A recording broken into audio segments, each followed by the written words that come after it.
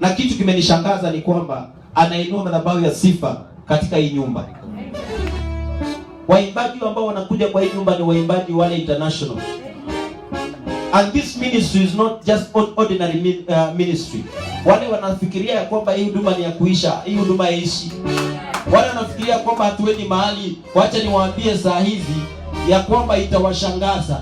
Maana kama hawatatoka kwa njia, tunapita na wao. Amen. Wale ambao watazuia, kama hawatatoka kwa njia, tunapita na wao. Hata iwe ni Illuminati, tunakuja. Kwa sababu there is no power ambayo itapita the power of praise. We are coming with the power of praise. And when we are coming with that power of praise, God is going to crush them. He is going to destroy them in the name of Jesus. Hallelujah. Kwa hivyo waimbaji wenye wako kwa hii nyumba, kila mmoja ana nafasi ya kumwimbia Nyasaye. Kila mmoja ana nafasi ya kumwimbia nani? Nyasaye. Amen. Na tujakuja na ujuaji mwingi, tumekuja jinsi tulivyo. Tutamwimbia Nyasaye hata kama ni kwa Kikale. Tutamwimbia Nyasaye hata kama ni kwa Kijaluo. Vile unaweza kumwimbia Nyasaye. Utaruka jinsi mnarukanga kwenu kwa Waluya ama kwa Wajaluo. Hivyo ndio tutakuwa tunaruka hapa. Amen. Na tutamwimbia Nyasaye, na yeye atawage war against our enemies in the name of Jesus. Amen. So our brother, welcome. God bless you. Your wife ametubariki. Already she's a blessing in this ministry. Amen. And what we are, piga Yesu makofi tafadhali. Wacha makofi ya wivu, piga makofi mazuri. Hallelujah.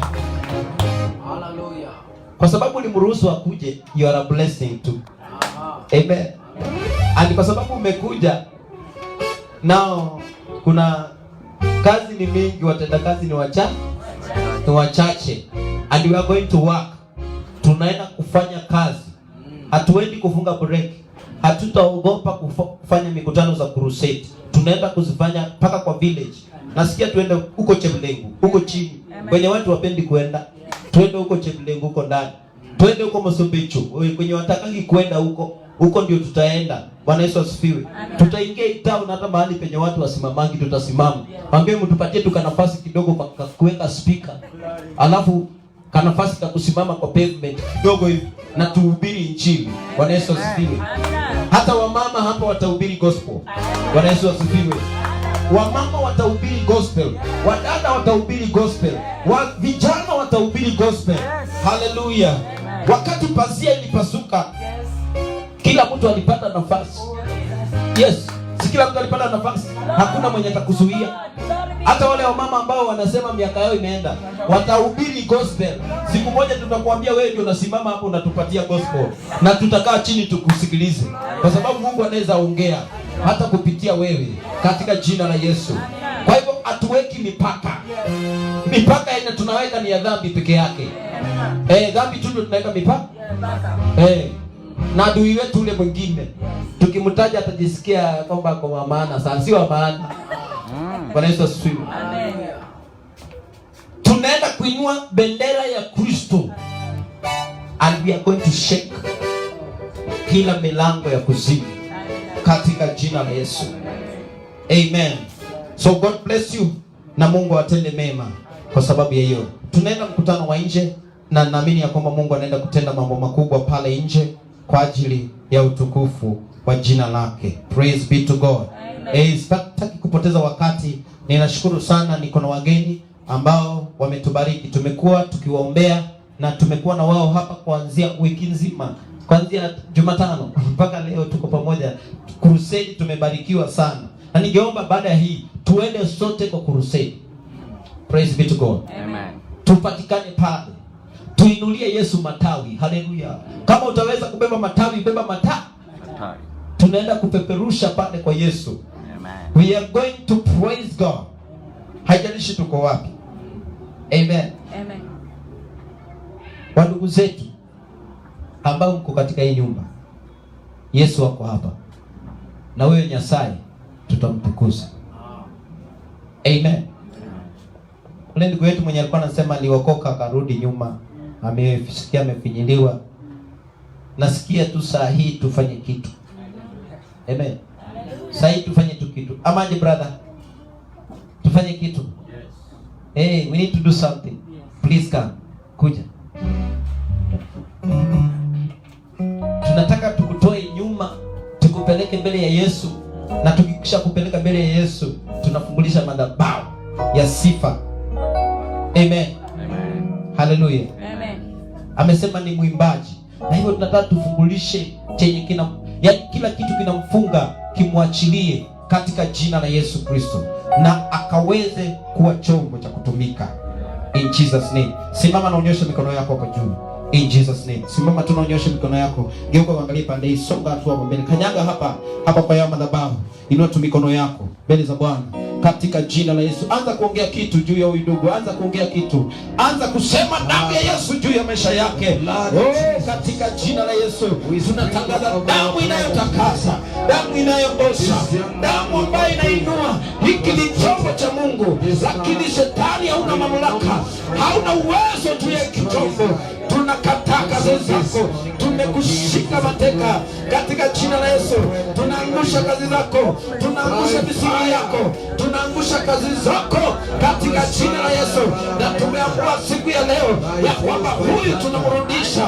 Anza kunena damu, anza kunena damu ya Kristo, damu ya urejesho, damu ya urejesho katika jina la Yesu. Tunamrejesha, tunamrejesha, tunamrejesha. Natangaza moto ukateketeze kila aina ya kazi ambazo zimefunga huyu mtumishi wa Mungu katika jina la Yesu, na tunamwachilia kibali in the name of Jesus. Fire of the Holy Ghost. Moto shuka juu yake sasa. Moto shuka, moto shuka, moto shuka, moto shuka, moto shuka juu ya maisha yake katika jina la Yesu. Tunamfungulisha, nafungulisha sasa, nafungulisha mawazo yake, nafungulisha mikono yake, tunafungulisha, tunaharibu makazi za kuzimu katika jina la Yesu. Tunatangaza miguu yake inawaka moto wa Injili katika jina la Yesu. Hauna mamlaka, hauna mamlaka. Adui shetani hauna mamlaka juu yake katika jina la Yesu. Tunamfungulisha, tunamweka huru katika jina la Yesu. Tunavunja kila misingi ya kuzimu, navunja kila misingi ya kuzimu katika jina la Yesu. Na haribu kila mbinu na kazi za mapepo katika jina la Yesu. In the name of Jesus. We release fire over his life right now. In the name of the Lord. We pray that the grace of God is going to now overshadow his life right now, to deliver him out of the hand of the enemy. In the name of Jesus, we decree and we declare right now by fire of the Holy Ghost.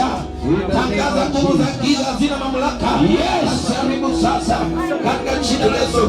Na kuondoa kila kazi zote za mapepo in the mighty name of Jesus. Natangaza moto, natangaza moto, natangaza moto, natangaza moto, natangaza moto katika jina la Yesu. Tunavunja kila aina ya nira, karibu kila aina ya nira in the name of Jesus. Chombo cha Mungu hakitatumiwa na shetani. Chombo cha Mungu hakitatumiwa na shetani katika jina la Yesu. Tunaharibu kazi ya mapepo in the name of Jesus, na kubomoa kila misingi ya kuzimu in the name of Jesus. We destroy every works of the enemy in the name of Jesus. We destroy every works of the enemy now. Yes, we provoke the fire of the Holy Ghost to his life. Yes. I want you to say this. Sema damu ya Yesu. Niweke huru. Kuanzia leo. Shetani, sina ushirika na wewe. Mimi ni chombo cha Bwana. Kuanzia leo nimekataa agano niliyoweka na wewe katika jina la Yesu. Nimemfuata Yesu.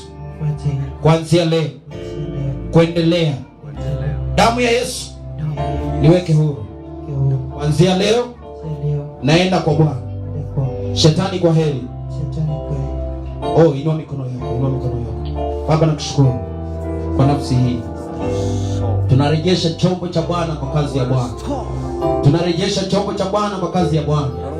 Tunarejesha chombo cha Bwana kwa kazi ya Bwana. Tunafungulisha chombo cha Bwana. Chombo cha Bwana kifanye kazi katika jina la Yesu. Tunamnyang'anya kutoka kuzimu. Tunamnyang'anya kutoka kuzimu. Tunamnyang'anya kutoka kuzimu. Tunamrejesha kwa ufalme katika jina la Yesu.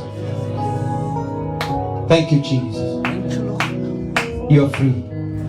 You are free. Umewekwa huru na damu Yesu. Umewekwa huru. Na umtumikie Bwana.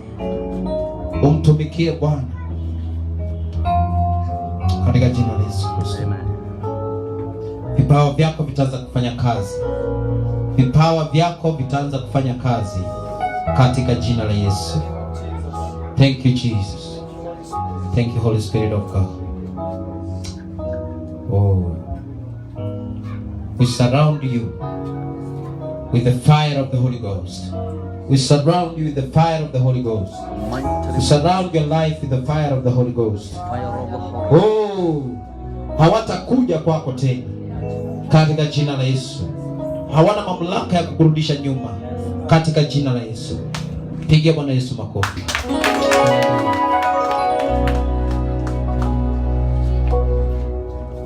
Amen. Amen. Amen. Chukua hii microphone.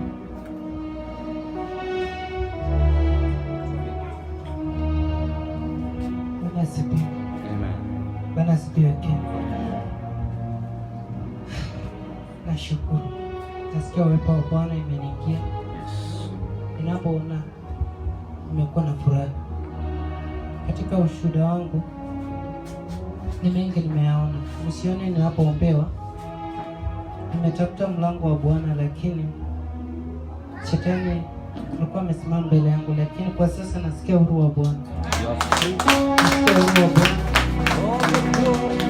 Maana umbali amenitoa ni umbali sana. Mimi ni kijana ambao nilikuwa kwa mwimbaji hapo nyuma, nikakuja nikaokolewa tena na Bwana. Nikama shetani akaona ya kwamba hii akiepa sitapata mwingine. Alikuwa ameniingisha mpaka Illuminati. Nilikuwa natumika katika barua, na wakati niliombewa na kanisa Now Family Church, hapo ndio nikakombolewa. Na wakati nilikuja nikakuwa mtu wa kuimba, shetani akaona ya kwamba nisipotawanyisha huyu na kanisa hili nitakuwa nimepoteza. Na hapo ndio akaanza kutumia wakubwa wangu kuninyang'anya mic nikiimba, kunifuruka na maneno makuu uchungu, na ile kwa harakati nikalusu na nikajikuta nimerudi katika ulimwengu.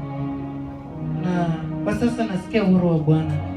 Siwatanganyi, ila ninasikia katika moyo wangu kuna kitu imetendeka. Nasikia tu kumwimbia Mungu na kumwambia Mungu asante kwa umbali umenitoa.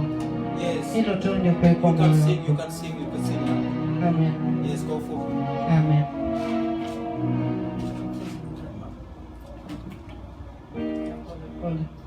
Nataka niimbe ambao inasema Bwana nitengenezee njia katika maisha yangu. Amen. Bwana unitengeneze njia, nitengeneze njia. Bwana wa mabwana leo nitengeneze njia. Oh, asante Bwana.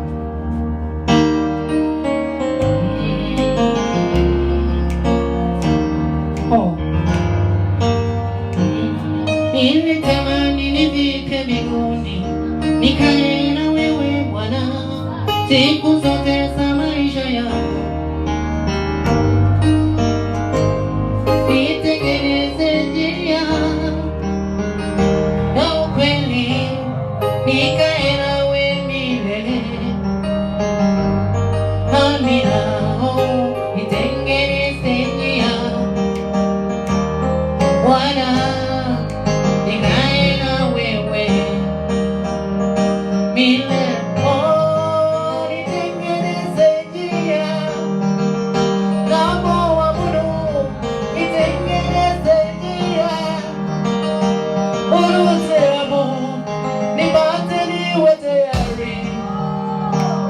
Bwana ninasema tengeneze njia. Tupige makofi jamani. Tengeneze njia. Bwana nimehangaika dunia, nimezunguka dunia, nimeona mengi ulimwengu, haya yananitosha, maana nimeona wema wako. Bwana nisamehe, unitakase. Bwana nisamehe, niweke mikononi mwako, nikuabudu milele. Amina. Nitengeneze njia, la paradiso, nione malaika nimepanda milima na mabonde, sijapata kama wewe Muumba wangu. Unanishangaza, ni wewe kimbilio. Bwana nitengeneze njia, nikae na wewe. Wacha Mungu awabariki. Hallelujah. Amen. Kuna kitu Mungu aliniambia. Mungu aliniambia nitalea vipawa, na kama hawa nataka kuona wakiwa wanatoa CD. Nataka kuona wakiwa wanasikika kwa vyombo vya habari. Katika jina la Yesu. Tutakulea. Pata huyu mzee. Naona mwenye hapa kwa keyboard. Huyu. Kuna mazoezi hapa siku ya Ijumaa ya praise and worship. Tunahudhuria maombi ya Jumanne. Kuja kwa maombi. Tunataka tufanye kazi. Katika maombi utapata nguvu. Naona kuna revelations za nyimbo. Na naamini Mungu anatupeleka mbali. God bless you. Pigia Yesu makofi mazuri. Hallelujah. Amen. Amen. Sisi hatuogopi mapepo. Yakikuja tunayakanyaga. Tunatoa watu wa Mungu huko na wanafanya kazi. Amen. Tunawatoa, yani wanakuja wametumwa, wakifika hapa tunawabadilisha na tunawatuma huko wanaenda kuharibu. Amen. In Jesus name. Amen. Hallelujah. Amen. So God bless you na Mungu atende mema. Matangazo ni kwamba siku ya Jumanne tuko na maombi hapa kuanzia saa 11 jioni. Tunaomba, watu wa Mungu wanaomba. Na nashukuru kwa sababu watu wa Mungu wamekuwa wakikuja kwa maombi. Ninaomba kila mmoja wetu saa 11 ya Jumanne tafadhali kuja katika maombi. Na siku ya Ijumaa waimbaji tunakutana kwa practice. Bila practice hapa tuko na sheria strict. Bila practice tafadhali hatutakuwa, tuanze kuweka foundation mzuri, si ndio? Amen. Na tuanze kunyosha sauti zetu. Alafu kila mtu atakuwa na nafasi yake ya kuimba. Yes. Kila mtu atakuwa na nafasi yake ya kuhudumu. Amen. Amen. Tuko na wachungaji katika nyumba. Nataka nifanye ile tangazo ya kwamba Pastor Moses aliitwa na rafiki yake pale Eldoret. Tungekuwa pamoja naye katika ibada, lakini kwa sababu ya ule upendo na kaona kuna wahubiri wengi wako hapa, kasema, na nikamwambia sitakushika kwa sababu pengine kuna kitu natakana uachilie pale. Kwa hivyo sitashikilia baraka za mtu. Nikamruhusu akaweza kuenda pale Eldoret. Lakini tuko pamoja, tutakuwa pamoja katika mkutano wa mchana na tutabarikiwa sana. Praise be to God. Amen. Amen. So hilo ndio tangazo niko nalo. Alafu tutaweza kubarikiwa. Baada ya hii tutaenda pale katika mkutano wa nje, na naomba kila mmoja ya kwamba tukiwa pale kwa mkutano wa nje usisimame mbali. Unaona penye hizi maspika zimesimama? Unaona hapo katikati? Kuja hapo, simama hapo. Ukikuja mbele ya mkutano hapo hivyo mbele, wale watu wanapita nyuma wanakuja wanakaa nyuma yako. Na ukiacha nafasi ikae pale, wale ambao wanakuja pale wawezi kusimama kwa sababu wanaogopa. Sasa kama wewe ni mwenyeji tafadhali kaa pale. Amen. Amen. Dada zangu ambao mmekuja, Mungu awabariki na karibuni sana. Hapa tunafanya kazi ya Mungu na ni kwa upendo. na kila mtu anastahili kwa hii nyumba. Kila mtu ana huduma yake. Praise be to God. Nina mke wangu hapa, asimame tu awasalimie kabla anialika mtumishi wa Mungu anapokuja kunena siku ya leo. Pigia Yesu makofi mazuri. Bwana Yesu asifiwe. Bwana Yesu asifiwe. Nashukuru Mungu adhuhuri ya siku ya leo amekuwa mwema na mwaminifu. Daudi akasema, better I be in the house of the Lord than being elsewhere. Bwana Yesu asifiwe. Kwa hivyo ni muhimu sana kuwa katika nyumba ya Bwana kuliko kukaa mahali pengine. Bwana asifiwe. Tunashukuru mmekuja, mbarikiwe katika nyumba ya Baba. Amen. God bless you. Nashukuru sana. God bless you. Nataka nimwalike mtumishi wa Mungu, simama kwa miguu yako. Rafiki yangu huyu ni mtume wa kimataifa, anasimamia makanisa Kenya nzima na Uganda, na hii huduma iko connected mpaka niko worldwide. Na wakati tulikuwa tunahubiri crusade, aliniambia kuja ongea na ulimwengu. Nikamwambia tunaongea na ulimwengu waje saa hii. Kaniambia 5 minutes. But nilipoangalia hiyo simu, nikaanza kuongea na watu wa ulimwengu na Afrika.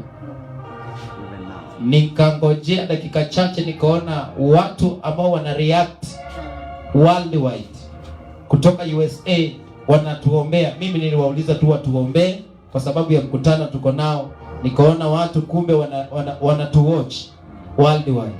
Nikasema okay, kumbe Mungu na tu connect kimataifa.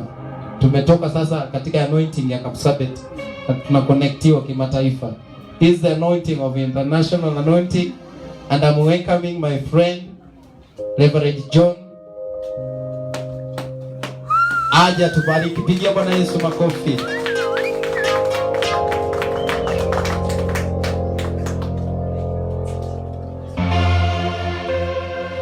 Hallelujah. I want us to welcome the world. This service is watched all over the world, in Africa, in the United States of America, in London, in Asia, in India, in Pakistan. They are watching us. We welcome them in this service. Katika jina la Yesu, wakaribisheni makofi mazuri. Amen. You may take up your seat in the presence of God. Amen. Ninabariki sana Mwenyezi Mungu kwa sababu ya nafasi hii. The Lord has given me this chance again to stand in this altar to preach. Na nashukuru Mungu kwa sababu ni mara yangu ya kwanza kuwa katika haya madhabahu. And I'm so much honored by the servant of God and mama here kwa kunikaribisha na kuniheshimu na kunipa haya madhabahu nikaweza kuhudumu. I don't just take it for granted, lakini naichukulia ni heshima, na nashukuru Bwana kwa sababu ya wakati huu katika jina la Yesu Kristo. Majina yangu naitwa Reverend John Mwangi.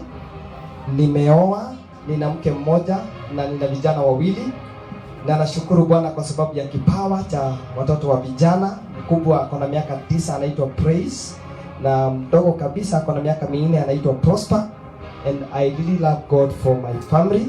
Na asubuhi ya leo nilipokuwa nikija katika ibada, walinipa salamu, wakaniambia niwasalimie, zipokeeni katika jina la Yesu.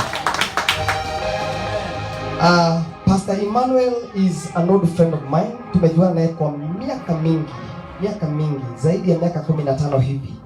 Nimemjua na ni mtu anapenda Mungu, ni mtu amejitoa kupenda Mungu, amepeana maisha yake kwa Mungu, na nilipendezwa na kitu kimoja katika maisha yake. Ni mtu ambaye anajimwaga na kujiachilia mbele za Mungu. Na nikawa nikikumbuka neno ambalo liko katika kitabu cha Zaburi 51 mstari wa 17 ambalo linasema Mungu anatamani moyo uliyevunjika, the concrete broken spirit. That is what God like. Na maandiko yanasema he doesn't despise such a spirit. Na nikafurahishwa sana na moyo wake, kwa maana anapenda Mungu despite of condition, hali ilivyo, yeye amejitoa na kumpenda Mungu, na he is a good friend of mine. Na kukuja kwangu hapa, nimekuja kwa sababu nimeheshimika kualikwa na rafiki yangu wa zamani sana katika jina la Yesu. Walipokuwa wakioana na Leto, niliwaona wakioana, na wakapitia katika njia ambayo inafaa, hawakuchukuana na huko msituni, na I'm so happy for them. Ninafurahishwa na hii familia yao, wamebarikiwa. Actually by then hawako wamebarikiwa, nimekuja nikapata wamebarikiwa watoto wawili, na niliacha unabii. The next time I come here nataka kupata mtoto msichana. Jehova ataleta. Haleluya. Mzee akishasema sasa siwezi, imefika. Amen. Sitaki kuchukua muda mwingi sana, sijui ni mahali ngapi sijasema kwa introduction. Ninahudumu na kanisa la Sozo Ministry. Sozo is a Greek word ambalo linamaanisha salvation, healing and deliverance. I am the founder ya Sozo Ministry Kenya, and I'm also serving as a national director. Na pia tuko na makanisa all over, almost most part of Kenya. Tuna kanisa Bungoma, tuna kanisa Kitale, tuna kanisa Naivasha, it's about to open. Tuna kanisa Nairobi, tuna kanisa Nyeri, tuna kanisa Central Region. We have churches all over, na tuna kanisa Uganda, na also we have our head office in United States of America in a town called Texas. Na nashukuru Bwana kwa sababu ameniheshimu na kunipa hicho kibali kuweza kupewa that post ya kuweza kusimamia kanisa zote, na Mungu kunipenda na kuniruhusu nikawe the founder. Na siichukulii tu hivyo, but I'm humbled. Najua Mungu alinipa hiyo kibali ili nisijinue ama niinuke, lakini nikawainue wengine na kuwaweka mahali watakapoona na kufikia ulimwengu. Because Yesu aliposema in Matthew 28:19 alisema go ye to the whole world preaching the gospel. Lakini ukiangalia katika tamaduni la wanafunzi wa Yesu in Acts chapter 2, maandiko nasema wakaanza kukaa pamoja, wakamega mkate pamoja, wakafanya fellowship pamoja, wakasahau the great commission was to go ye to the whole world. Na maandiko nasema Yesu alipoona vile wanavyouza mali zao na kukaa pamoja, akaachilia persecution in the church. Na persecution ilipoachiliwa, wakaanza kutapakaa. Wengine wakaenda Rome, wengine wakakuja Ethiopia, wengine wakaenda Asia, wengine wakaenda akina United States huko, Manoa in the 12 tribe of Judah. The Manoas are the United States, the Americans. Wakaenda huko na the gospel ya Mungu ikaspread all over the world. Na Mungu aliponiita katika huduma, akaninenea neno katika kitabu cha Mathayo, Yohana 12:33, ambapo maandiko yanasema ikiwa nitainuliwa juu ya ulimwengu huu, I'll draw all men to myself. Na nikamwambia Mungu umeniita. Nilipokuwa ninafanya kazi, Mungu aliponiita wanajua hivyo, lakini Mungu akaniamuru niache kazi iliyokuwa nzuri, na lipo vizuri, na kaa vizuri, familia yangu inakaa vizuri, nikawacha. Tukaanza kuteseka, tukatoka maisha ya juu, tukashuka chini, mpaka tukafika mahali tulikuwa tunakaa nyumba ya single na tunalala njaa. Mapito. Tunalala njaa. Watu wakaniambia, familia zangu, wewe ni mshenzi, wewe ni mjinga, wawezaje kuacha kazi na familia yako ingali changa? Marafiki zangu wakaniondokea, wakasema wewe ni mvivu. Lakini mimi nakumbuka vizuri, nilisikia sauti ya Mungu, na Mungu akaniambia I am going to lift you. Lakini kwa miaka 5-6 hivi hayakuwa yametimia, mpaka ikafika mahali nikaanza kuuliza Mungu, mke wangu. Unajua wakati mwingine, wakati tumeitwa, remember ulipoitwa, mimi niliitwa, mke wangu hakuitwa. Mimi alijoin vision yangu kwa sababu tuko mwili moja. Na mke wangu akaanza kuniambia, ni kweli uliitwa wewe ama ulijipa? Ikiwa Mungu wako ndani ya haya maneno, hatuwezi tukateseka jili tuliyoteseka. Ninakumbuka tulikuwa tunakula vizuri. Kitchen ilikuwa na chakula za wiki mzima. Nyama ilikuwa inakaa pale, tunakula mpaka tunapea jirani kwa maana imekaa sana. Ikafika mahali hata jirani akipika nyama, tukisikia harufu ya nyama unaanza kuuliza Mungu, kwani si tulilaniwa? Ninakumbuka kuna siku moja nilikuwa na shilingi 5 tu kwa mfuko. Na tukaulizana mke wangu, shilingi 5 yaweza kununua nini? Nikaangalia the only thing ambayo shilingi 5 ingenunua ilikuwa ni avocado. Si mnajua avocado? Nikaangalia avocado, nikaona wakati huo tulikuwa na mtoto wetu mchanga, alikuwa tu ana miaka 2. Nikaangalia nikaona nikikula pisi ya hiyo avocado hawa hawatashiba. So what I did, niliamua kusacrifice yangu. Nikamwambia nyinyi kuleni, tulale, tuonane asubuhi. Na huo siku nikalia sana, nikauliza Mungu, kweli Mungu, ikiwa uliniita na ikiwa umenitia mafuta na umeniambia utaniinua na utanipa nchi, Mungu aliniambia I'll give you the nations. Hakuniambia I'll give you the nation, aliniambia I'll give you the nations. Kumaanisha Mungu alikuwa ameniambia nitakutuma kutuma nje ya mipaka ya Kenya. Na nikawa katika moyo wangu najiuliza maswali, Mungu uliniita. Usiku mzima nikalala nikimlilia Mungu, lakini Mungu hakunijibu. Wakati mwingine Mungu ajibu, kwa sababu ninajua kitu kimoja, when God calls you, he takes you through the process. Mungu hawezi akakuita leo na akakuingiza katika kazi. Jambo la kwanza ambalo Mungu anafanya, anakupitishia katika process. Unajua wakati mwingine tunapopanda mahindi haiwezi ikafanyika ugali ila ipitishiwe kwa kisiagi, isiagwe, ipitishiwe in the process of granary, na ikishapitishiwa pale kwa milling, iletwe jikoni, ipikwe na ifanyike ugali. Lakini ikiwa shambani ni ya maana, it is variable. It is a value product. But it is not of good product until it goes through the process. Kwa maana ukiwa na mahindi kwa shamba, the only thing it can cook ni githeri, ama uchamushe uikule kama githeri yenye jetolewa kwa msogoro. Lakini ukishaisiaga, inaweza ikatengeneza unga, inaweza ikatengeneza ugali, inaweza ikatengeneza uji, inaweza ikatengeneza mkate, inaweza ikatengeneza vitu zaidi ya 15 ikishasiagwa. So Mungu akaniambia baadaye, nilikosa kukujibu because I wanted to take you through process. Yes. Na ikafika mahali baada ya miaka 5 Mungu akanipeleka Southern Sudan. Mimi nimezaliwa Nakuru katika kijiji kidogo sana kinaitwa Njoro. Ninafurahi kuna dada yangu hapa jirani ametoka Moro. Kutoka Njoro kwenda Moro ni shilingi 50. Kwa hivyo ni jirani yangu. Na Mungu akanitoa akanipeleka Southern Sudan. Sikujua Mungu ameanza hali ya kunipa mataifa. Na aliponipeleka pale, nikitoka nyumbani niliitwa na ndugu yangu ambaye alikuwa anafanya kazi, na akaniambia kuna kazi ambaye ungekuja unisaidie. Na nikitoka nyumbani nikamwambia mke wangu, Mungu ametukumbuka, ninaenda kazi. Lakini nikawa sikumbuki Mungu aliniambia wachana na kazi, nataka kujenga. Na nikaenda Southern Sudan. Na nilipofika pale nikafanya kazi kwa miezi 3. Mungu akaniambia hapana, nilikwambia wachana na kazi. Lakini kule nyumbani mkongo anasherehekea sasa maisha yetu yatarejea, Mungu amepata kazi. Lakini Mungu hajui ninang'ang'ana na Mungu pale ule mwingine. Nikafanya kazi 3 weeks, Mungu ananiambia wacha. Nilipofikiria nimeanza kurudi maisha ya zamani, nikagundua kumbe ninarudi chini katika yale maisha nilikuwa. Sasa niko katika nchi ya ugeni, sina kazi, sina pesa, sina chochote, na Mungu ananiambia this is my time to use you. Na tukaanza kazi ya Mungu.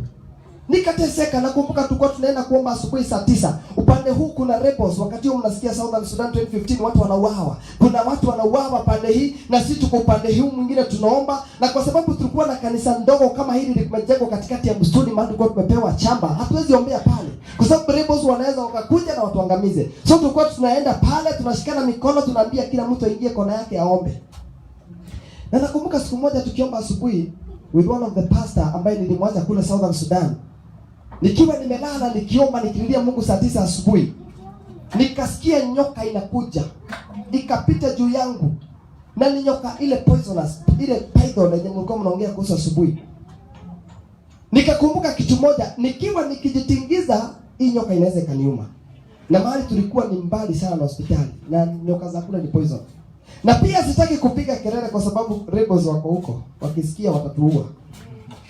Na pia sitaki kusumbua wengine kwa sababu tutaleta commotion katika maombi. Sasa nipikishe story hapo kwa sababu naona watu wengine wanaanza kushtuka. Mungu akanijenga, akanitayarisha. Na katika hiyo hali, baada ya miezi 6 tukaanza kupata kibali na serikali. Na serikali ikaanza kutupa mashamba ya kujenga kanisa. Na nilipokuwa nikitoka huko, tulikuwa tayari tuna kanisa 7 ambazo ziko saa hizi na zinaendelea na zinazaana. Na nashukuru Mungu kwa sababu mtumishi wa Mungu ulikuwa uje wakati huo. Yes. Lakini sijui kulifanyika nini haukuja, lakini ninajua tu utaenda na uone ile kazi ambayo Mungu anafanya pale. Yes. So lile jambo ambalo ningetaka kuambia asubuhi ya leo, kuna jambo nzuri ambalo linatendeka na hili kanisa.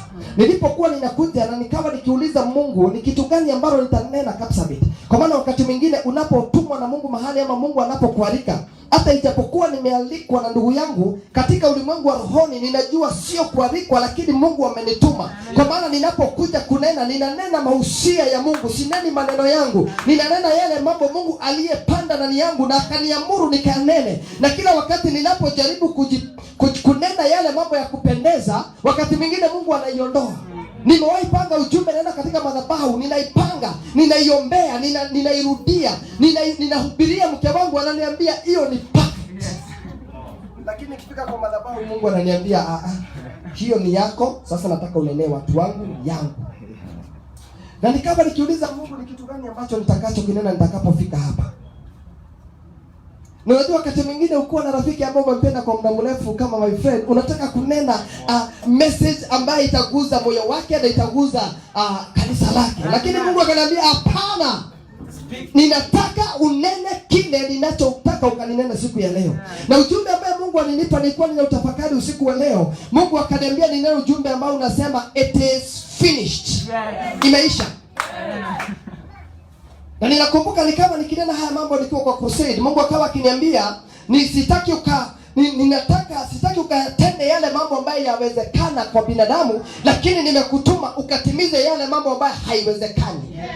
Na ninajua katikati yetu kuna mengine tumekuwa tukipitia katika hali ambazo umejaribu zimekataa kushindikana, umejaribu zimekosa jawabu, lakini nimekuja kabisa kuambia imekwisha. Amen.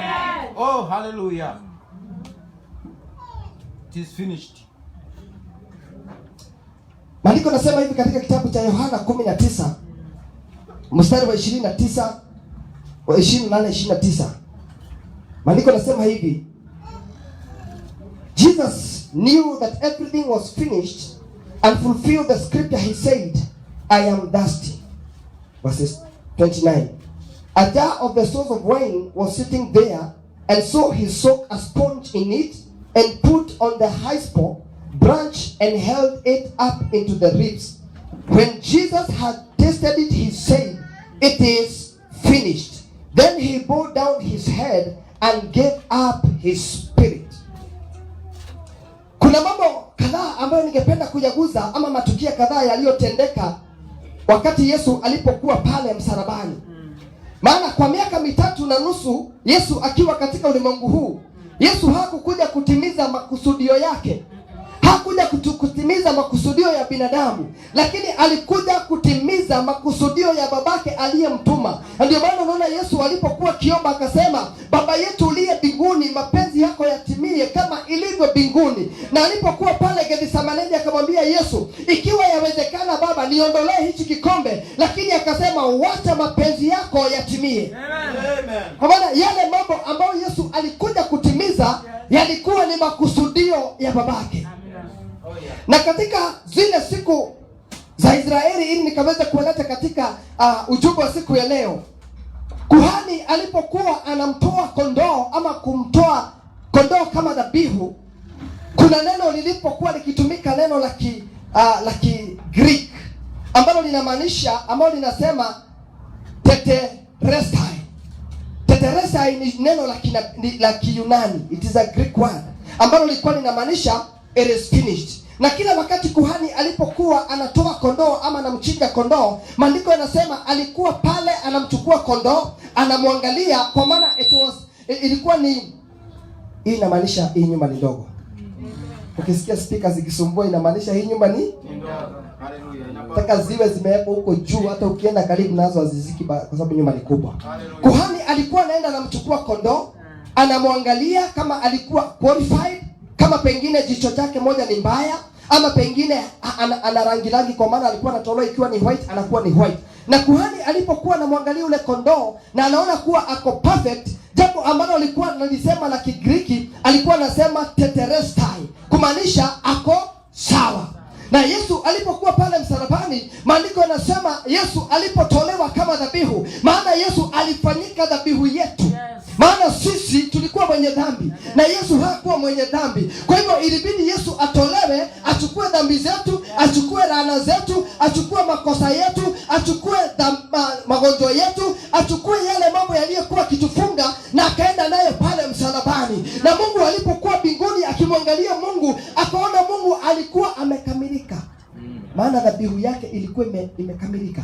Amechukua dhambi zote. Kwa maana katika sheria ya Israeli hakungekuwa na mtu yoyote ambaye angewekwa msalabani ikiwa sio mwenye dhambi. Kwa hivyo Yesu hakukuwa na sheria ya kufunga Yesu, maana kuwa ni mfalme wa wafalme haikuwa imetosha. Herode alipopelekewa Yesu alisema nimekosa jambo la kumfunga, because there was no sin to put Jesus on the cross.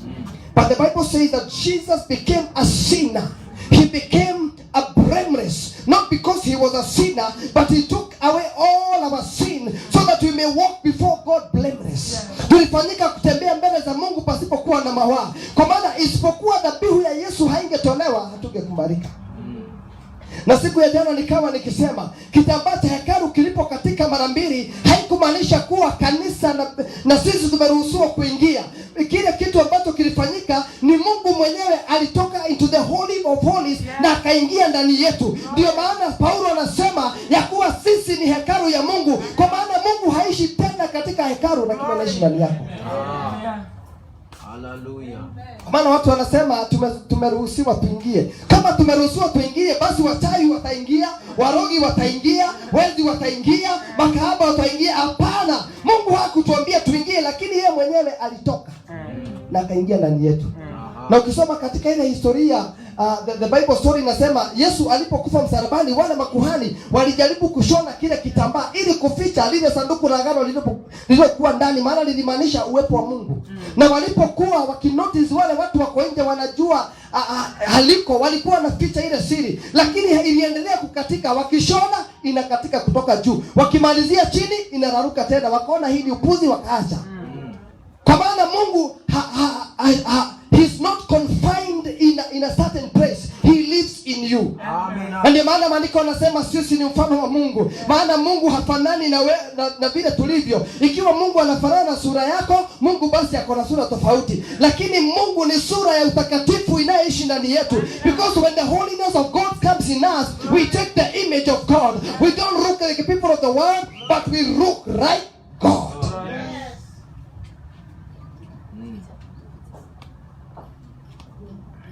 Hallelujah. Amen. Nataka kutaja mambo matano yaliyofanyika pale msalabani. 5 things, alafu nitamalizia katika jina la Yesu.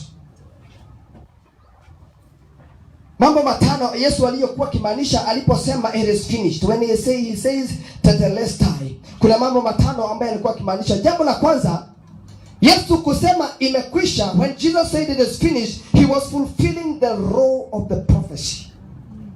Kwa maana Yesu alipotumwa katika ufalme wa mbinguni, maandiko yanasema katika kitabu cha Yohana 3:16 ya kuwa kwa maana jinsi hii Mungu akaupenda ulimwengu hata akamtoa mwanae wa pekee. Kwa hivyo Yesu hakujituma, lakini alitolewa ili aje atimize the prophecy that was given and to fulfill the word that the Lord has spoken to the church. Maana pale mwanzo tulikuwa tumetenganishwa na Mungu. We were far away from God.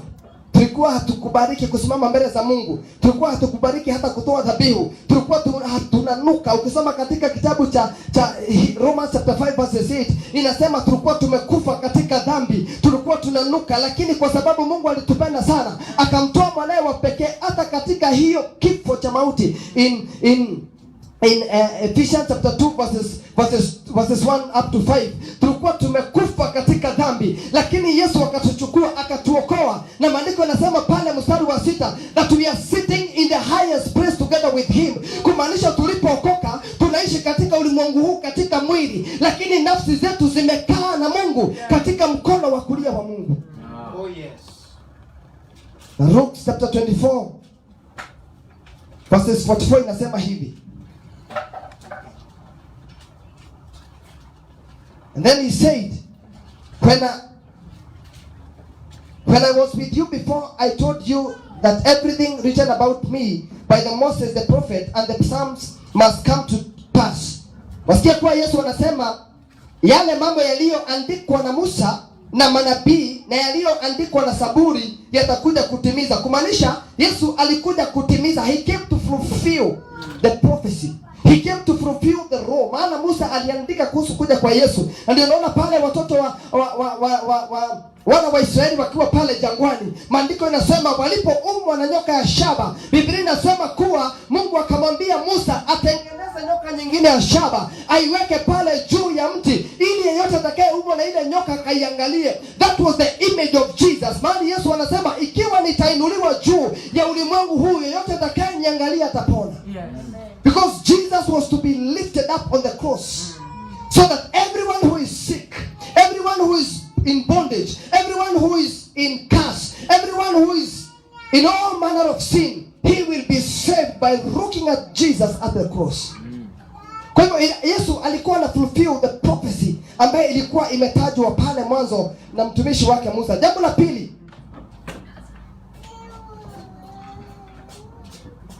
kusema Yesu kusema imeisha, alikuwa analipa deni yote ya dhambi zetu. Jesus paid the full penalty of our sins.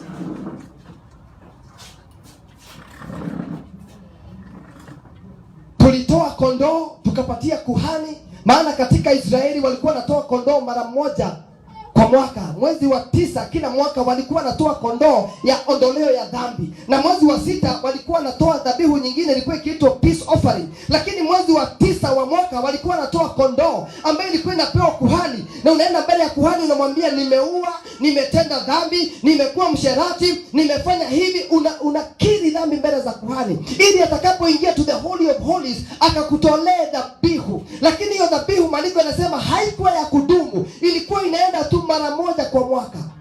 Lakini Yesu alipokuja katika ulimwengu huu, maandiko yanasema akafanyika dhabihu ambayo ilitolewa once and for all.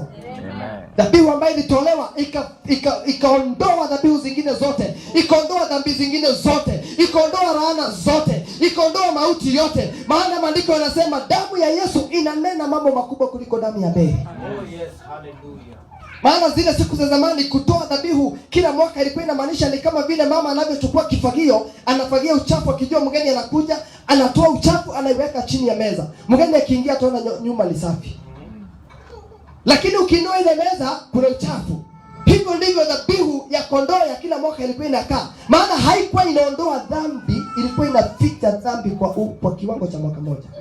Lakini Yesu alipokuja, maandiko yanasema Yesu hakuondoa tu dhambi zinazoonekana kwa macho, lakini aliingia kule ndani, akaingia zilizofichika, akaingia yale mambo yaliyotufunga, akafagia na akaacha nyumba ikiwa safi. Ndio maandiko yanasema in Romans chapter 6 ya kuwa tulipopokea Kristo tulifanyika kiumbe kipya, ya kale yalikuwa, and now we became a new creature in Christ. Because he meant it is finished. Yote yameisha. Hatuhitaji kutoa kondoo tena, hatuhitaji kutoa mbuzi tena, hatuhitaji kufanya jambo lingine lolote lile, maana deni yetu imelipwa. Ishalipwa.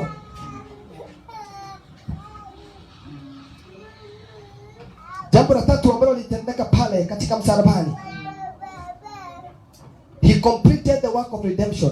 Alimaliza kazi ya ukombozi, kumaanisha tulikombolewa. Ndio maana maandiko yanasema katika kitabu cha Isaiah 61 verses 1 ya kuwa Roho wa Mungu amenitia mafuta, Roho wa Mungu amenipaka nikawaweke uhuru wa miteka, nikawafungue walio korokoroni. Yesu alitiwa mafuta na Mungu ili akuje tukomboe kutokana na minyororo, kutokana na vifungo tuliyofungwa. Wengine wetu tulifungwa na vifungo vya laana, wengine wetu tulifungwa na vifungo za shida, wengine wetu tulifungwa na vifungo za tamaduni. Lakini Yesu alipokuja alitufungua katika zile minyororo, and we can be able to enter into the holies of holies free, bila minyororo. Maana mtu aliye na minyororo amefungwa, hawezi akatembea. Lakini Yesu alipokuja hakuturuhusu tupate access kwa wakati huo, lakini alitufungua na tukaweza kuingia tukiwa huru. So we are free in the presence of God. Every sacrifice that we offer to give to God, it is finished in the name of Jesus. Hatuhitaji kutoa dhabihu nyingine, maana dhabihu iliyotolewa na Yesu ilitolewa once and for all. Yes. And we are free to enter into the holy of holies. Oh yes. Maana ukiangalia Yesu, he completed the assignment before the assignment. Maana maandiko yanasema alipokuwa kifo msalabani alisema it is finished.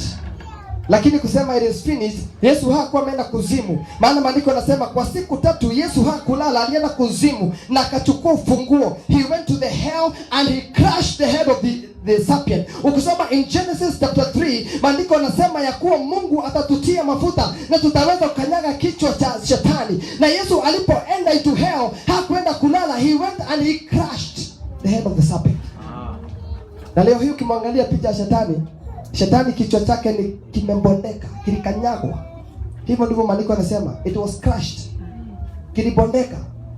Na hata yale mambo ambayo tunaona sasa hizi unasema shetani ameninukia. Shetani is transfigured, kichwa yake hakina sura.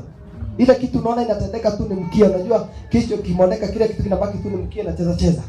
Hasa ukigongwa na mkia kidogo unasema shetani ameninukia. Ukigongwa na kamkia kidogo unasema ninaumwa. Ukigongwa na kamkia kidogo nimelaaniwa. Lakini kichwa cha shetani it was crushed by Jesus himself.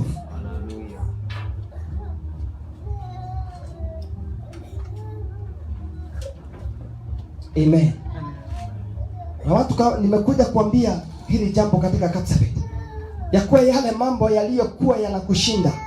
You know, in my ministry kuna mambo matano ambayo yanatuongoza kama kanisa. Jambo la kwanza tunasema sisi tunajijua ni nani katika Kristo. Because when you know who you are, ukishajua gharama imelipwa, hauwezi ukakaa tena katika deni. Maana gharama yetu ililipwa. Ninashukuru Mungu, mtumishi wa Mungu aliimba huu wimbo wakati alipokuwa amekuja Nairobi. Na nikasikia huu wimbo umenibariki sana katika moyo wangu. Maana gharama yetu ililipwa.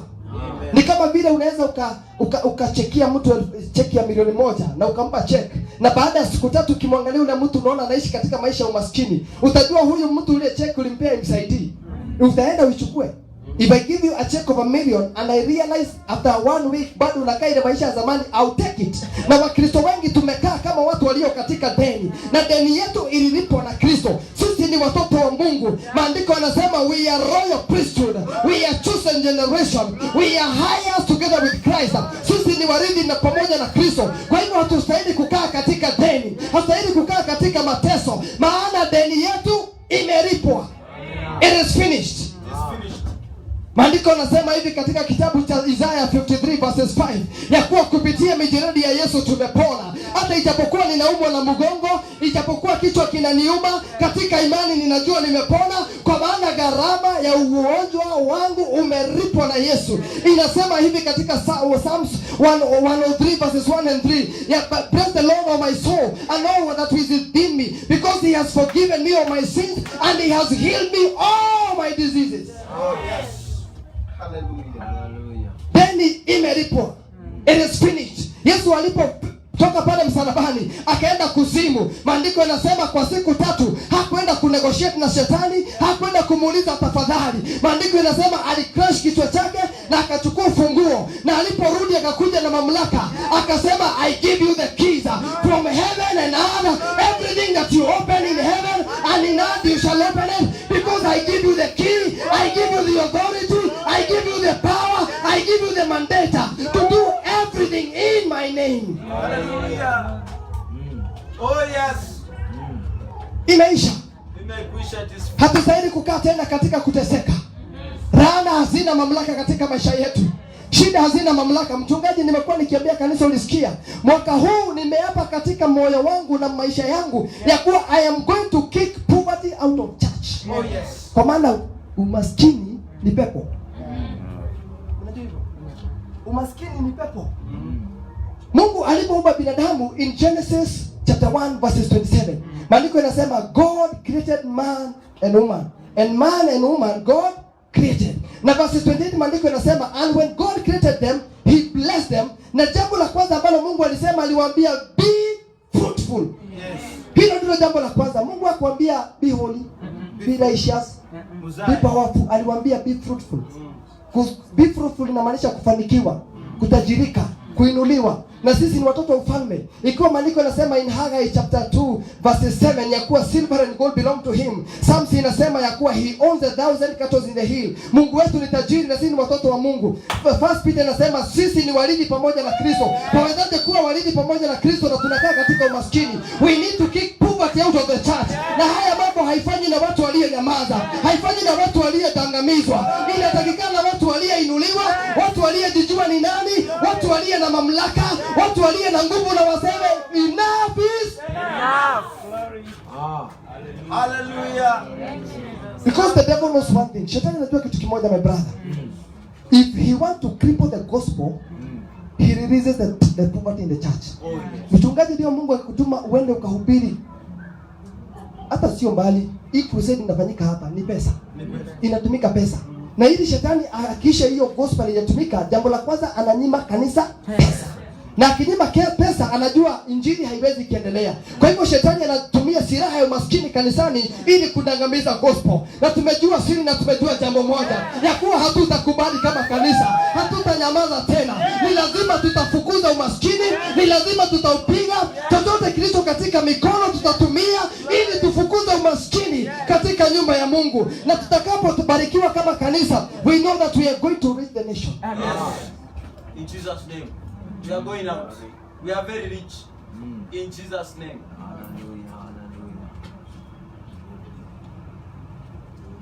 Jambo la nne ambalo lilitendeka pale katika msalabani, maandiko inasema Jesus ends the power and control of the Satan. Alimaliza nguvu na utawala wa shetani. Kwa hivyo kabla Yesu aende pale, shetani alikuwa na mamlaka. Na ndio maana unaona binadamu alipotenda kinyume na Mungu, maandiko yanasema Mungu akaweka upanga katika the Garden of Eden, na akasema hakuna yote atakayeingia pale, na shetani akapewa mamlaka. Maandiko yanasema shetani akachukua ufunguo, he took the authority from the man. Maana Mungu alipomuumba binadamu alimwambia be fruitful, subdue, dwell and take over and have dominion. Hiyo ni kumaanisha tupewa nguvu za utawala, nguvu za mamlaka, nguvu za urithi na chochote kile kilichopeana. Lakini shetani alipochukua ufunguo wetu na akachukua mamlaka yetu, yale mambo yaliyotufuata, Mungu akasema ya kuwa chochote mwanaume atakachokipata atakipata kwa jasho, na kila wakati mama atakapojifungua atajifungua kwa uchungu. Kumaanisha yale mamlaka yalichukuliwa na nguvu za utawala zilichukuliwa na shetani akaenda nazo. Na Yesu alipoenda kuzimu, maandiko yanasema alienda na akachukua yale mamlaka, akachukua yote na akaturudishia. Lakini shida iliyo katika kanisani siku ya leo ni kuwa hatujajua tulirudishiwa mamlaka. Tungali tunaishi katika maisha ya zamani. Na ndio maana maandiko yanasema Yesu atakapoingia katika maisha yetu tunafanyika kiumbe kipya. Ya kale yameenda. We live like the past. We forgot that we have the authority. Na Yesu alipoenda pale alichukua nguvu zote na mamlaka, akamalizia shetani hana nguvu zote. Na ndio maana siku ya leo shetani ako korokoroni. The devil is not waiting for any other judgment. The devil was judged. Na ndio maana unaona shetani hajapewa nafasi ya kutubu, na hawezi akatubu kwa maana hukumu yake ishatolewa. Sisi ndio tumepewa nafasi na tumepewa mamlaka juu ya shetani. Maana maandiko yanasema you have the power to rebuke the enemy. You have the power to rebuke the devil. Na Yesu akasema, ukisoma katika Matthew chapter 10 verses 8 and 9, maandiko yanasema na Mungu akasema ufalme wa Mungu umekaribia, na endeni kote ulimwenguni mkiwaponya wagonjwa, mkiwafungua waliyefungwa, mkiwafufua waliyekufa, na walio na ukoma mkiwaosha. We have the authority. Have the power. You have the authority. Wewe una nguvu ya kuponya. Una nguvu ya kukomboa na hata kufufua waliokufa. Ndio maandiko yanasema in Matthew chapter 10 verse 8, go ye and heal the sick. Yesu hakusema endeni nitakuja kuponya. No, when you know who you are in Christ. Maana Yesu alipopaa mbinguni, maandiko yakasema sitawacha kama watoto mayatima, lakini nitamtumia msaidizi aliye ni Roho Mtakatifu. Na akasema atakaposhuka juu yenu, hapo ndipo tujuani. Atakaposhuka juu yenu mtafanya nini? Mtapokea nguvu na mamlaka. Lakini tungali tuna Roho Mtakatifu wa kutusaidia kuongea na tongues, raba, shara, baba, lakini hatusaidii kufanya nguvu kwa maana hatujijui. Hatujijui. Ni kama vile unaweza kuwa wewe ni mtoto mfalme na lilo jina tu la mfalme. Leo hii ukiitwa Jane Wekesa Kenyatta, lile jina tu Kenyatta linakusaidia ukifika mahali unafunguliwa milango, jina tu. Na sisi tumepewa jina. Maana maandiko yanasema Yesu alipewa jina lililo juu ya majina yote, na tukafanyika warithi kupitia hilo jina. We have become the part of that name. Maana Biblia inasema kabla Yesu kufa we were Gentiles. Tulikuwa watu wa mataifa.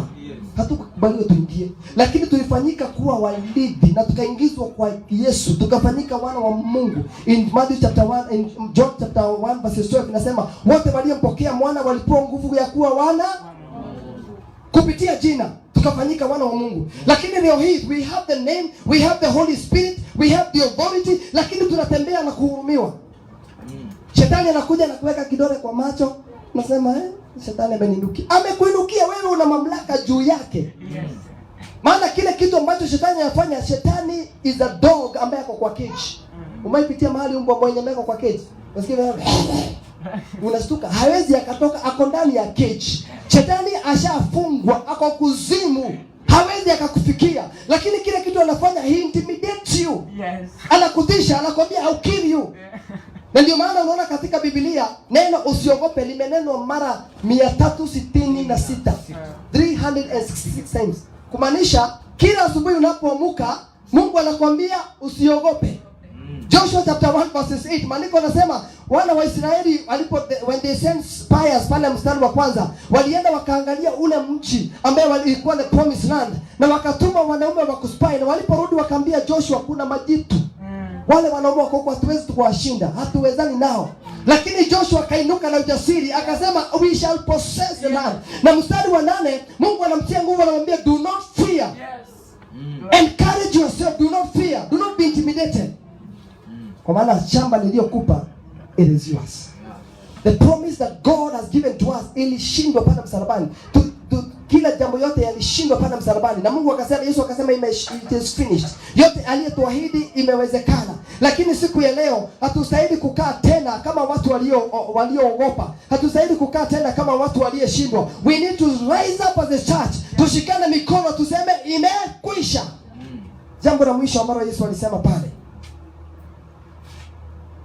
he opened the door of salvation to everyone. Kumaanisha Yesu akafungua mlango wa wokovu kwa kila mtu. Maana zile siku za zamani wokovu ulikuwa ni wa Wayahudi.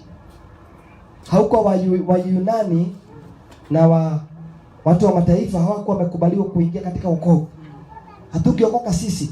Ikiwa ni sheria ya Musa na mambo ya zamani hatukiokoka. Lakini Yesu alipokuja aliondoa ile sheria. Maandiko yanasema he did not just come to take away the law, but he came to empower the law. Kumaanisha ile sheria ingali iko, akaachilia sheria na akaweka neema.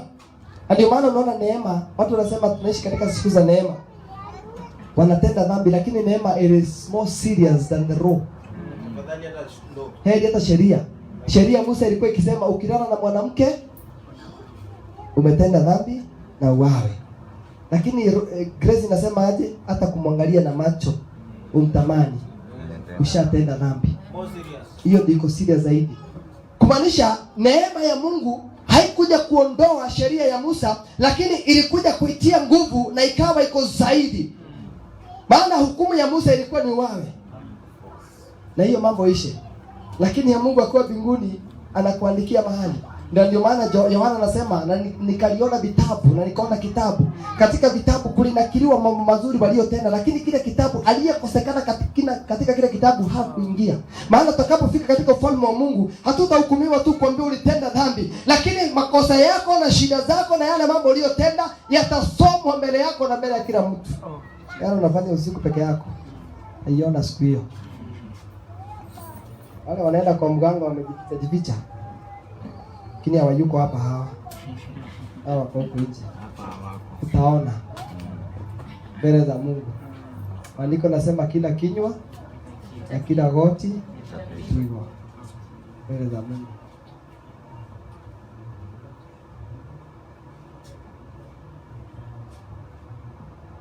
Hakuna jambo ambalo haliwezekani.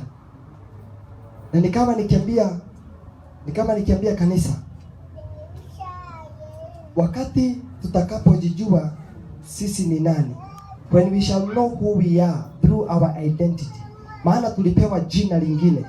Ulipookoka wewe hauitwi jina lile ambalo unajijua, uliitwa jina la ushindi. You are given the name of a conqueror. Maana maandiko yanasema we are more than conquerors. Sisi ni zaidi ya washindi.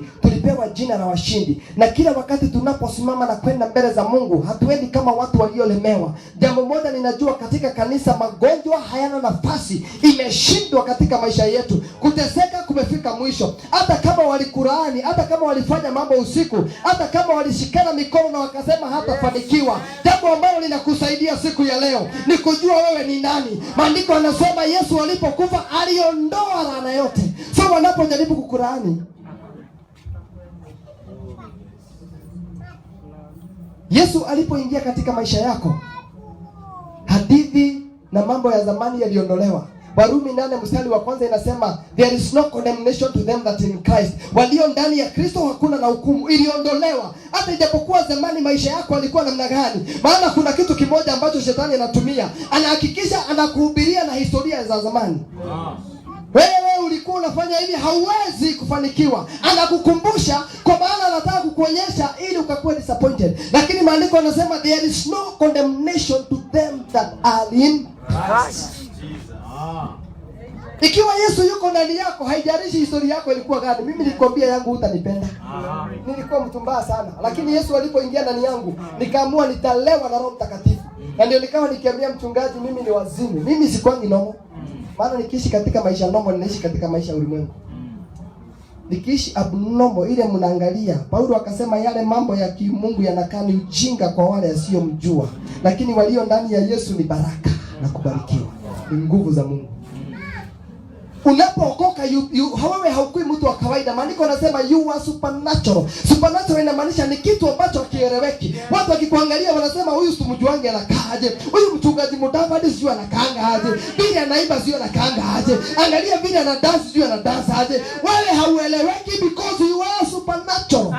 Na wezi mambo ya kinatural haiwezi natural inaweza kueleweka. Natural ni yale mambo unaona na macho. Lakini supernatural inamaanisha ni mambo isiyoeleweka. Mimi nilipookoka nilikuwa mtu mbaya sana kabla niokoke, nina historia mbaya.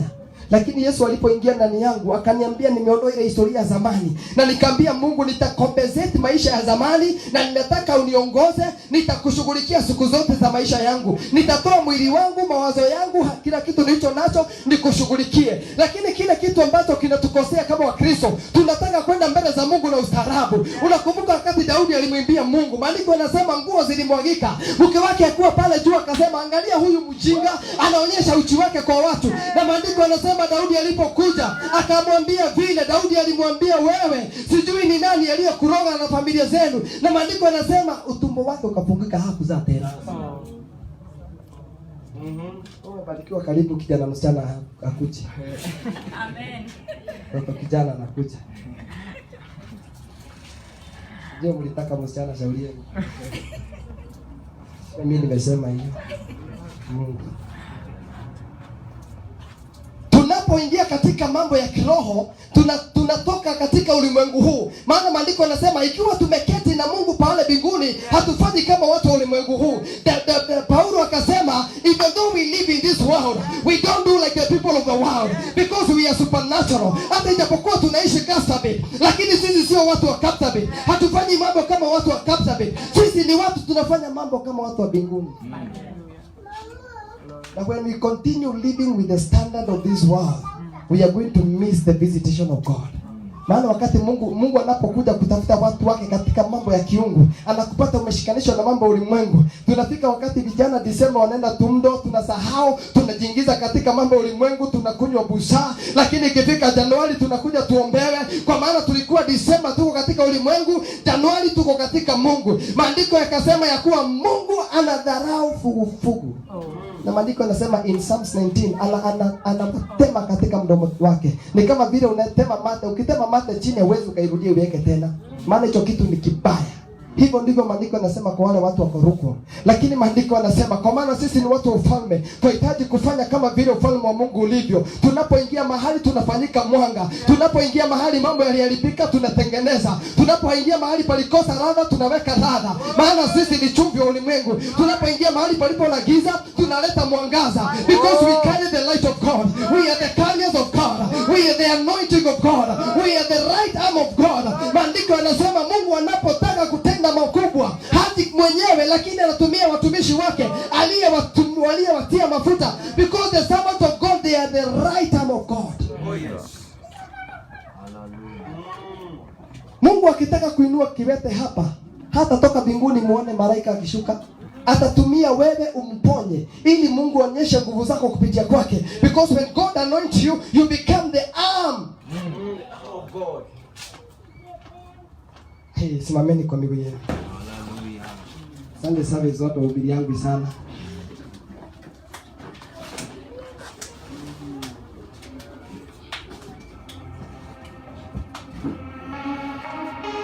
Pengine katika maisha yako kuna yale mambo ambayo umeng'ang'ana nayo. Kuna yale mambo yamekuwa haiwezekani. Mungu akaniambia ninakutuma ukafanye yale impossible, yale yasiyowezekana na binadamu.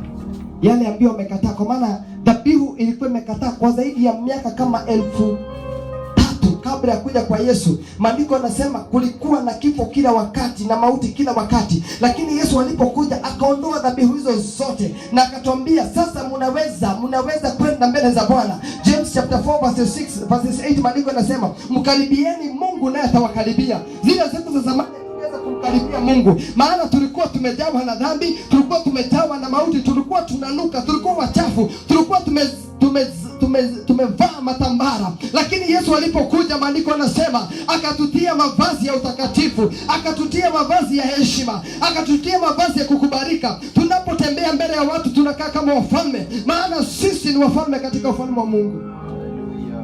Na akasema yale ya zamani yameisha. Na leo nimekuja kunenea yale mambo ambayo yamekataa kuisha katika maisha yako. I have come to declare to them, it is finished tonight.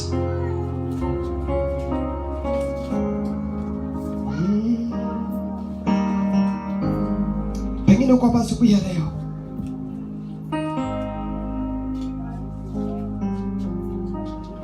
na kuna jambo ambalo umekuwa uking'ang'ana nao kwa muda mrefu. Umekuwa uking'ang'ana nalo, limekataa kufika mwisho. Na wakati mwingine unaona kana kwamba umelaaniwa, unaona kana kwamba maisha yangu hayatafanikiwa. I feel kuna mtu katikati yetu asubuhi ya leo, kuna maneno yaliyonenwa katika maisha yako, na yakanenwa na mtu aliyekuwa na mamlaka juu yako, na akakwambia hautafanikiwa. The Lord is telling me this morning, He's breaking it down. Na naivunja katika jina la Yesu. Uko hapa asubuhi ya leo, I just want to pray for you. Nataka ukuje hapa nikuombee katika jina la Yesu. Neema iko saa hizi, haitakuwa baada ya ibada. Maneno yalinenwa na ukaambiwa hautafanikiwa, na yale maneno yalinenwa na mtu aliyekuwa na mamlaka, akakwambia haitafanikiwa. I feel the Lord telling me that today He's going to break that curse in the name of Jesus. Maana Yesu alibeba laana yetu, akabeba matusi yetu, akabeba kudharauliwa kwetu, akavalishwa taji la miiba ili tukaweza kuvalishwa taji la utukufu mbele zake. He's here this morning. Yeye yuko tayari kuuza maisha yako. Kuna mama hapa katikati yetu amekuwa kiumwa na tumbo, in the lower abdomen.